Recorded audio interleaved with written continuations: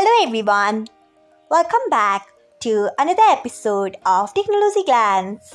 Today, in this video, I'm going to guide you through how you cannot allow status notification on Facebook Lite. So, let's get started. Firstly, open Facebook Lite app in your device. Then tap on three lines icon. Next, tap on settings. After that, tap on notifications. Then scroll until you find status. Next, tap on it. After that, you can see the option of allow notification on Facebook. Turn off it by tapping on it. So, this is how you cannot allow status notification on Facebook Lite. Thanks for watching. If you found this guide helpful, we would love it if you hit the thumbs up button below. We upload great new tech tutorials like this one every day. So, do not forget to subscribe to our channel and hit the bell icon so that you'll never miss another update.